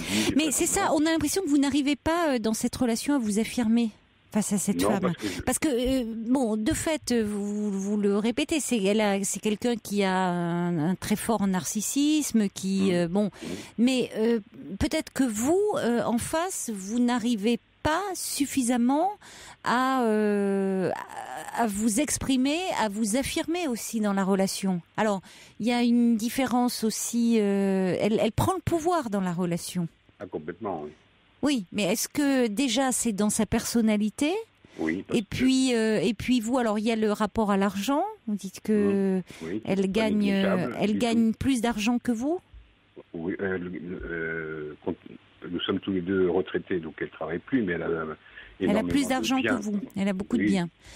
Parce que si vous vous sentez écrasé dans la relation, s'il y a un déséquilibre, ça ne va pas aller. Oui, c'est ce que je ressens. C'est ce que je ressens parce que là, il y a 1 mois et demi, donc elle a évoqué cette hypothèse de vivre ensemble, à laquelle j'ai pas donné suite. Et puis il y a eu, comment dirais-je, il s'est passé que, en fait, 2 ou 3 jours après qu'elle m'ait fait cette proposition, l'un de ses fils a eu comment dirais-je, a été très malade, a été hospitalisé aux urgences, en soins intensifs, etc. Et donc, elle m'a dit, écoute, il serait bien que tu viennes, ce serait bien qu'on soit ensemble, comme ça on pourrait les voir. Donc, c'était la première fois que j'ai vécu avec elle pendant près de 3 semaines, en commun, vraiment en commun, 24 heures sur 24. Oui, et où là, elle demandait votre aide, où elle avait besoin de vous. Absolument. Où là, elle n'était pas, elle vous sollicitait, elle avait besoin de s'appuyer sur vous, de se reposer sur vous. Absolument. Bon. Absolument. Et alors, le fait d'avoir vécu avec elle, comment ça s'est passé ? Ça s'est pas trop bien passé parce que, bon, quand on se voyait épisodiquement, passer une journée ou 2, ça se passait très bien. Passer 15 jours ou 3 semaines ensemble, 24 heures sur 24, avec tout ce que cela comporte de vie commune, quoi, de gestion du quotidien. En plus, son fils était malade et le diagnostic était relativement grave. Oui.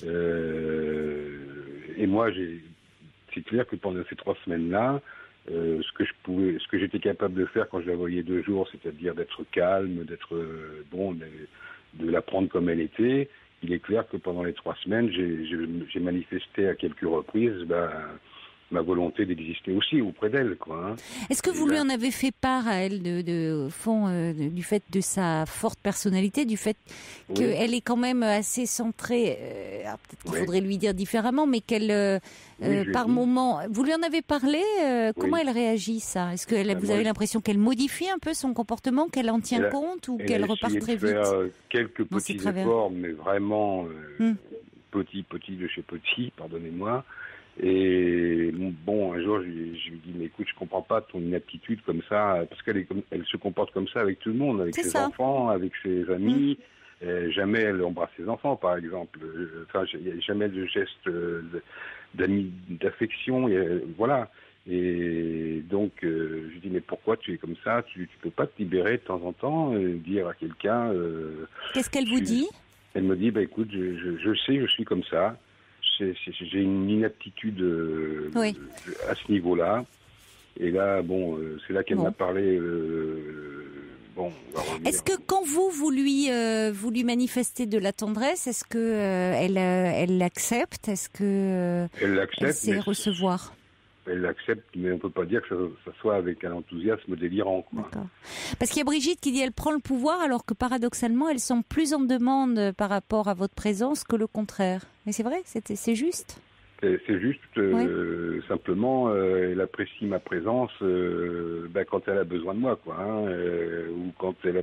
Oui, elle vous propose de vivre avec elle quand même, si j'ai bien compris. Oui, mais bon, elle est tellement aussi versatile que je sais jamais dans ses propositions. Oui, mais pour autant, Jean-François, vous ne souhaitez pas mettre un terme à cette relation. Vous voudriez... Là, pour l'instant, il y a 3 semaines, j'ai mis un terme. Oui, mais ça fait 3 ans que ça dure. Oui, mais il y a 3 semaines que j'ai arrêté parce que je lui dis là, moi je peux pas comme ça être dans ton ombre à longueur de journée, quoi. Donc là, vous n'êtes plus avec elle. Là, je suis plus avec elle, je l'ai plus au téléphone et ma question, pour faire bref, c'est que évidemment, en plus, moi je culpabilise parce que je me dis bon, mais elle est comme ça, à ce moment-là, tu la prends comme elle est parce que tu passes quand même de très bons moments avec elle. Mais d'un autre côté, j'ai aussi mon tempérament, mon caractère. Je peux pas non plus être, je dirais, simplement faire acte de présence. Elle a un esprit de contradiction terrible. Oui, mais c'est peut-être ce qui vous plaît aussi.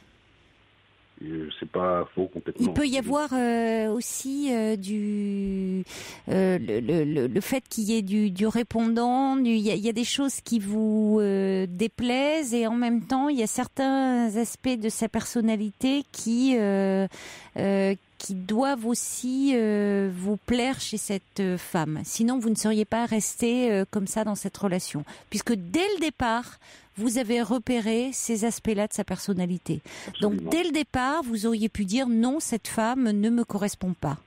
Or, il y a aussi quelque chose qui vous fascine. Alors peut-être à qui vous fait-elle penser, des femmes comme ça, assez dominatrices, assez qui prennent un peu le pouvoir, qui du coup ne sont pas, c'est vrai, peuvent manquer à certains moments elles sont pas très enveloppantes, pas très tendres, d'après ce que vous décrivez, c'est le moins qu'on puisse dire, oui. Mais qui pour autant vous partagez, vous avez une complicité intellectuelle, vous avez peut-être une complicité aussi sur d'autres plans, peut-être que aussi cette stimulation que vous avez rejaillit aussi sur votre sexualité. Enfin, vous voyez, il y a plusieurs façons. Ces femmes de pouvoir peuvent être aussi très stimulantes. Pour être très précis, sur le plan sexualité, c'est pas du niveau 0, mais pas loin, quoi. Parce que bon. Je pense que ça fait partie d'un tout, quoi. Elle n'est pas expansive ni verbalement, ni sexuellement. D'accord. Bon, parce que ça pourrait au contraire être stimulant. Oui. Donc alors qu'est-ce qui fait que vous acceptiez d'avoir une sexualité niveau 0 ? Elle vous castre aussi sur ce plan-là ? Quelque part, et vous l'acceptez ? Il n'y a qu'avec elle que j'ai connu ce type de problème. Oui, mais alors il faudrait peut-être réfléchir pourquoi et à qui vous fait-elle penser, cette femme très dominatrice ? Et pourquoi vous avez du mal à la quitter ? Parce que il y a quelque chose qui en elle vous rebute et qui vous fascine aussi. Vous êtes un peu dans ces deux élans là. Et je pense que c'est ce qui fait que vous avez du mal à réellement prendre une décision. C'est vrai. C'est-à-dire ce qui me fascine, ou en tout cas ce qui me tire chez elle, c'est son côté... Bon, c'est quelqu'un qui est très original, très cultivé. Oui.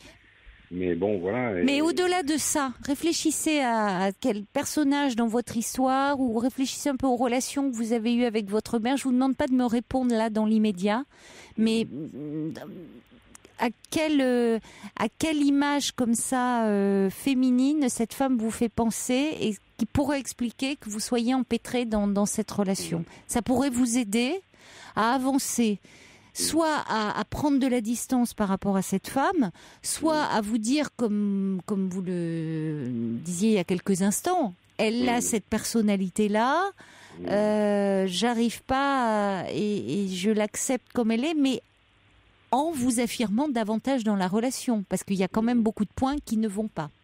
Bon courage à vous, Jean-François. Au revoir. Merci beaucoup. Au revoir. Sergio dit bon, et si vous la larguiez, Cruella, Jean-François, il me semble qu'elle vous est nocive. Cathy dit l'amour ne se résume pas à des affinités culturelles. Bonsoir Patrick. Bonsoir Caroline. Bonsoir. Alors vous cherchez l'amour, hein? Bah oui.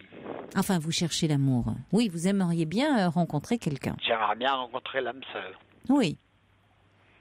Bah j'ai passé mon premier réveillon du 1er de l'an cette année tout seul. Vraiment tout seul? Tout seul. À 8h du soir, j'étais au lit.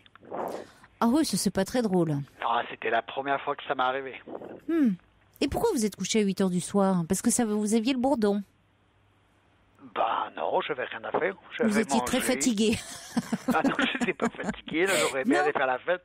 Oui, non mais où c'est votre habitude j'allais dire de vous coucher à 8h du soir. Non, parce que sinon vous m'appelleriez pas à cette heure-ci. Je suis pas encore couché. Oui.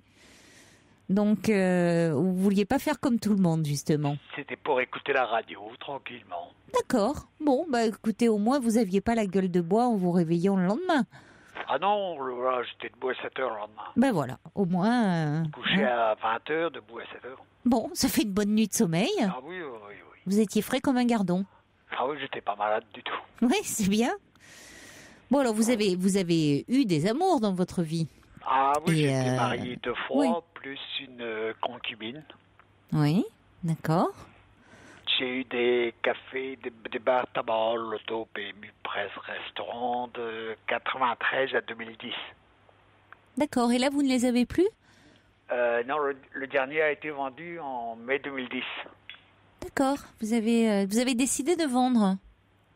Il appartenait à ma concubine, tu vois. D'accord, oui. Donc quand vous vous êtes séparés, vous avez laissé évidemment le bar tabac derrière vous? Oui. Mmh. Les 3 premiers, non. C'était avec ma femme. Oui. Et aujourd'hui, vous travaillez, vous avez repris, vous souhaitez reprendre un bar tabac ou non, seul non. Vous ne l'envisagez pas? Ah non, un bar tabac, c'est trop de boulot. Il faut être 2. Au minimum 2. Oui. Donc vous cherchez une compagne et un bar tabac, ou une compagne qui a un bar tabac? Une compagne tout court. Je vous taquine. Oui. Un bar tabac, non, c'est fini. Oui, c'est beaucoup de travail. Hein. Bon, bah, 7 sur 7. C'est des horaires, oui. Pas de vacances. Oui, oui. Oui. Non, c'est bon quand on a 30 ans, soit 20 ans, 30 ans. Mais... Oui, parce que j'allais dire, la seule, vous pourriez faire des rencontres, parce qu'il y a beaucoup de monde qui passe dans un bar tabac. Mais Ah, j'ai eu l'occasion, mais j'étais marié. Oui. Ou alors heureux. Oui, mais vous étiez tout seul. Vous étiez marié à ce moment-là. Oui, j'ai été sage comme une image. Et alors aujourd'hui, aujourd'hui vous êtes jeune encore, vous avez 46 ans, donc 47 bientôt. 47, oui. Vous êtes séparés depuis 2011. Il y a eu un an. Il y a eu un an. Il y a eu un an au mois de janvier. Oui. C'est difficile de vous remettre de cette séparation? Ah, j'arrive pas. Ah oui, vous n'arrivez pas à... Non, mais j'arrive pas à trouver l'âme sœur, que c'est ça. Alors, vous n'arrivez pas à trouver l'âme sœur parce que vous n'arrivez pas à vous remettre de la séparation? Ah si, là, ça y est. Si, ça y est. C'est cicatrisé. C'est cicatrisé, bon. Mais peut-être qu'il vous fallait cette année pour cicatriser, que aujourd'hui, du coup, ça va... Vous allez pouvoir être prêt à rencontrer. Bah, Qu'est-ce que vous faites pour rencontrer des femmes? Vous faites quelque chose de particulier ou pas particulièrement? Bah, je suis trop timide. Vous êtes timide? Bah, très. Ah oui, c'est pas simple quand on tient un bar tabac d'être timide. Ah ben, quand on est patron du bar tabac, on est le chef. Oui, derrière votre comptoir, là, vous n'étiez pas timide. Ah non, là, non. Oui, parce qu'il faut quand même pouvoir parler aux clients, il faut avoir un petit mot à chacun, il faut... il faut discuter, serrer la main. Comme vous dites, là, vous êtes le patron, il faut vraiment... on peut pas être comme ça, renfrogné, parce que il faut que ça vive, hein, bar tabac. C'est vraiment, il y a les habitués, il faut faire un petit peu l'ambiance. Voilà. Main, tout le monde. Oui. Oui, donc, mais c'est là, vous étiez dans votre personnage, en dehors de... Et les gens venaient chez moi.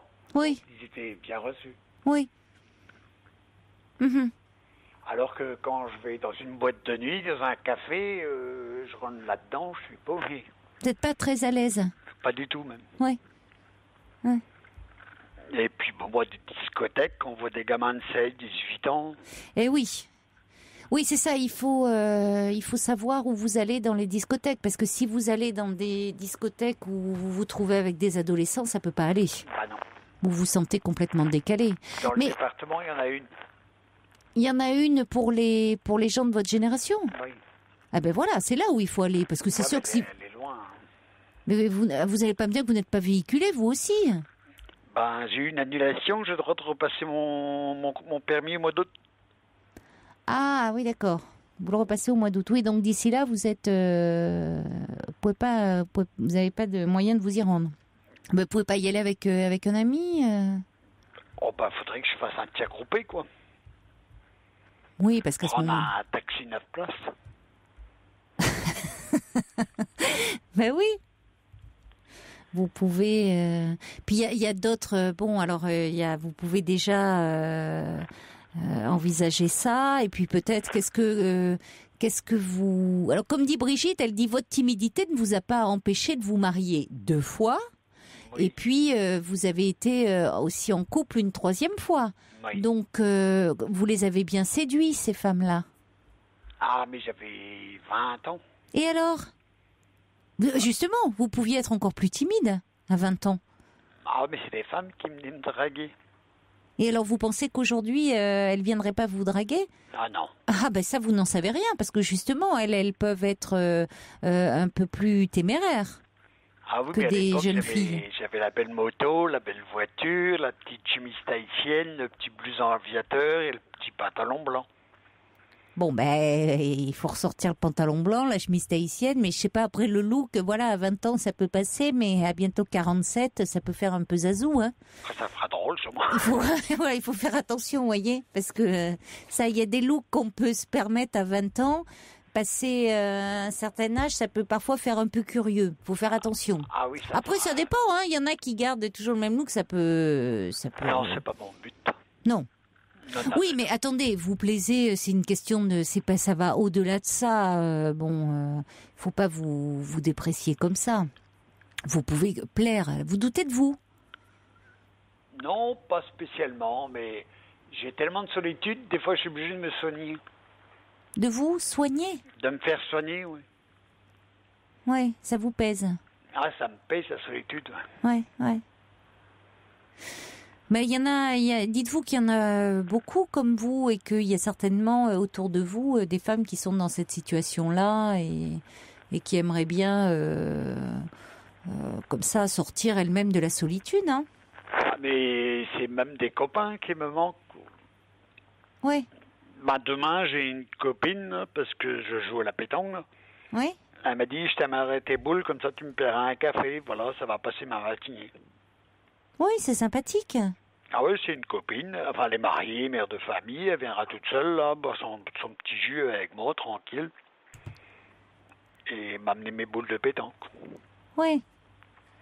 Mais bon, bah, quand j'ai une visite, pour moi, c'est super. Parce qu'actuellement, vous n'avez plus d'activité professionnelle? Non, je touche l'AAH, l'allocation adulte handicapé. Ah oui. Donc, je travaille un peu en intérim pour arrondir un peu mes fins de mois. Mais pourquoi? Qu'est-ce qui s'est passé entre le moment où vous avez vendu enfin, pas, non, vous n'avez pas vendu, vous avez quitté enfin, vous êtes séparé de votre compagne et du bar tabac et le moment où vous percevez l'allocation adulte handicapé? Bah, j'étais déjà à mon compte, j'étais épileptique. Ah oui, d'accord. Mais ça vous empêchait pas de tenir ce bar tabac? Non. Ouais. Ah, quand c'est pour payer des charges, on peut payer. Ouais. Mais pour entrer comme salarié, après, on est foutu. D'accord. Et Enfin, vous pourriez pas retrouver une petite activité, quelque chose qui vous permettrait d'être à nouveau d'être en contact comme ça avec, de retrouver un peu du lien social, parce que c'est cet isolement qui est pesant aussi. Ah, c'est la solitude qui me tue. Oui. Enfin, vous avez quand même des amis. Vous me parlez de cet ami là avec qui vous allez faire une partie de pétanque. Bah, je suis licencié à un club de pétanque. D'accord. Oui. Donc tout le week-end. Donc vous avez des tournois. Tout le week-end, il y a des concours. Ouais. Mhm. Oui, mais passant de votre activité professionnelle où, comme vous dites, là c'était trop, c'était 7 jours sur 7, vous pouviez pas quitter le bar, à aujourd'hui tout ce temps comme ça, c'est brutal comme changement de vie. Ah ouais, de 15 heures par jour Ouais. à zéro. Oui, c'est vraiment très brutal, oui. On se sent vraiment Et oui. bon à rien. Oui, ce qui n'est pas le cas. Mais c'est vrai que c'est un métier de beaucoup de contacts où vous êtes toujours en relation avec les gens. Enfin, même si vous travaillez beaucoup, mais les gens viennent là, on discute, bon. Donc, et tout d'un coup, vous vous retrouvez très isolé. On joue aux cartes, on joue à tout dans un café. Eh oui, oui. Mais ici, j'ai ma télé, mon poste de radio, c'est tout. Oui. Bon, ça vous relie un peu à l'extérieur, mais c'est pas la même chose que d'avoir des contacts directs avec les personnes. Ah bah non, c'est sûr. Ouais. Bon. Vous êtes dans quelle région? Si des fois, il y avait une Bretonne là qui m'écoutait. Vous êtes en Bretagne? Oui, à la pointe carrément. À la pointe de la Bretagne? Dans le Finistère. Dans le Finistère. Ouais, c'est une belle région. Ah, c'est joli, ouais. Ouais. Bah écoutez, à ce moment-là, on transmettra votre numéro de téléphone, hein? Bon, bah d'accord, ça me ferait plaisir. Patrick, bien sûr, à ce moment-là, on transmettra bien volontiers. Donc ne raccrochez pas. Oui. Et vous nous laissez le numéro de téléphone que vous souhaitez que l'on transmette si on a des auditrices qui sont dans la pointe de la Bretagne, du côté du Finistère, voilà, et qui souhaitent entrer en relation avec vous. D'accord. Mais écoutez, alors bonne chance Bon, pour rencontrer l'âme sœur. Ah, j'aimerais bien. Bah écoutez, je vous le souhaite de tout cœur. Au revoir Patrick. J'ai pas d'âge limite pour trouver des copines. Oh non, il n'y a pas d'âge limite, rassurez-vous. Non. Ma deuxième Comme dit femme, Brigitte, elle a oui. 65 ans cette année.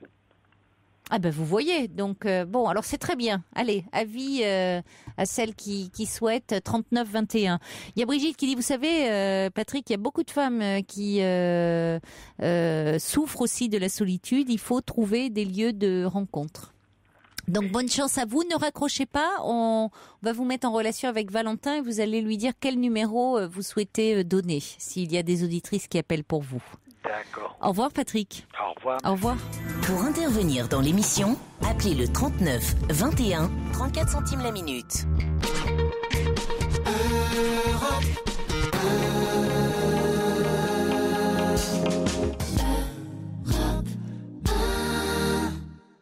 Bonsoir Christine. Christine, vous êtes avec nous? Bon, on a un petit souci apparemment. Christine est là, mais on l'entend pas bien. Bonsoir Christine. Bonsoir. Bonsoir. Bonsoir Caroline. Oui, je voulais réagir un petit peu à la réaction de la première auditrice que je comprends très bien au fait qu'elle n'ait pas eu de chagrin lors du décès de sa maman et de son papa. Suzanne. Moi, je me suis retrouvée enceinte à l'âge de 17 ans. Oui. Ce garçon voulait m'épouser. Ma mère a jugé qu'il n'était pas assez bien pour moi. Elle a organisé un avortement. On a pris l'avion pour aller dans le Midi. J'ignorais totalement ce que j'allais faire. Mon père ne s'est pas opposé à la situation. Je me suis fait avorter dans des conditions atroces. Parce qu'à l'époque, ça se passait sur une table de cuisine et autres. Oui, c'était illégal, oui. Oui. Nous sommes rentrés. Et ma mère est allée rechercher le garçon avec qui j'avais flirté quelque temps auparavant, en lui disant, voilà, j'ai fait avorter Christine, mais c'est toi qu'il faut qu'elle épouse. Donc elle a choisi mon mari et elle m'a dominé toute sa vie. Et moi, j'étais sous l'emprise, comme cette auditrice, où je n'osais pas me révolter, où j'ai tout accepté. Et lorsque mon père est décédé, j'ai eu beaucoup de chagrin. Lorsque maman est décédée, je suis retournée vivre avec elle pour l'aider à payer son loyer. Et lorsqu'enfin elle est décédée, je me suis dit, je vais pouvoir vivre. Eh ben non. Je suis hantée par son souvenir. Et elle m'empêche de respirer. Toujours, malgré qu'elle ne soit plus là. Malgré qu'elle ne soit plus là, en plus j'ai eu une vie maritale épouvantable. J'ai fait beaucoup de dépression. Et 10 ans avant la mort de mes parents, je leur ai expliqué pourquoi j'étais dans cet état-là. Oui. Ils n'ont rien compris. Ils n'ont rien vu venir. Et j'avais dit à un moment plus jeune à ma mère que je voulais divorcer. Et ma mère m'avait dit, écoute, tu divorces si tu veux, mais nous on garde ton mari et toi tu t'en vas avec tes enfants. Oui. Donc elle avait choisi son gendre. Oui, elle choisissait, oui, elle avait choisi votre mari, elle choisissait son gendre contre vous. Voilà, parce que son gendre était beau, représentait une classe sociale que nous n'avions pas. Et elle m'en a fait voir... Une classe sociale dont n'était pas issu le garçon dont vous étiez amoureuse. Oui. Et dont vous attendiez cet enfant. Oui. Oui. Et elle m'en a fait voir toute ma vie, quoi. Oui. Et c'est terrible d'être dominé par des gens comme ça. Oui, oui. Qui vous étouffent complètement. Oui, oui. Et même lorsque j'ai pu avoir des succès au niveau de mon travail, elle a toujours essayé de me rabaisser. Et lorsque j'ai eu 40 ans, où je me suis trouvée une jeune femme plus belle, plus affirmée, alors là, la jalousie a été sans nom. Oui, je pense qu'il y a quelque chose, effectivement, vous avez raison, de cet ordre-là après. On le voit certainement quand elle choisit le mari qu'elle aurait peut-être, elle, aimé avoir. Tout à fait, il y avait une très grande complicité en eux. Ils prenaient le café tous les matins ensemble. Ils étaient très, très proches l'un de l'autre. Et lorsque moi j'ai pris de l'assurance, elle l'a très mal vécu.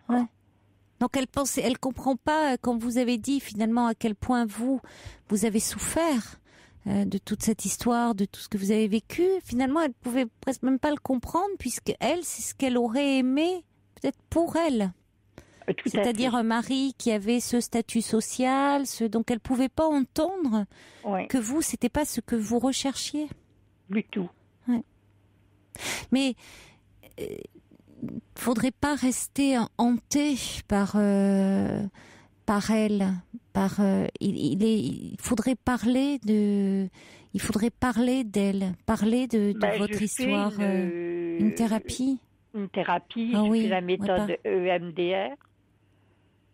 Ouais. Mais j'ai du mal, quoi. Allez parler avec un thérapeute. Allez parler de votre histoire. Elle m'étouffe complètement. Oui. Allez en parler, continuez à parler de votre histoire, parce que c'est vrai qu'il est mieux, il est préférable de travailler quand il est douloureux le lien à ses parents de leur vivant pour s'en défaire. Oui, mais quand ce n'est plus possible, on peut toujours, même quand ils ne sont plus là et qu'ils sont décédés, se défaire, travailler sur ce lien, parce que le mot est fort, vous dites être hanté, donc c'est toute une partie de votre vie, mais vous allez y parvenir. On comprend à quel point elle a tout décidé à votre place. Il faut vraiment que vous vous réappropriez quelque chose, parce que elle continue sinon à être là. Malheureusement, on doit se quitter. C'est dommage parce qu'on arrive à la fin de cette émission, mais merci beaucoup d'avoir témoigné et vraiment parlé en votre nom, Christine. Vraiment. Je vous y encourage. Merci en tout cas. Au revoir. Très belle nuit à vous. Faites de jolis rêves malgré tout.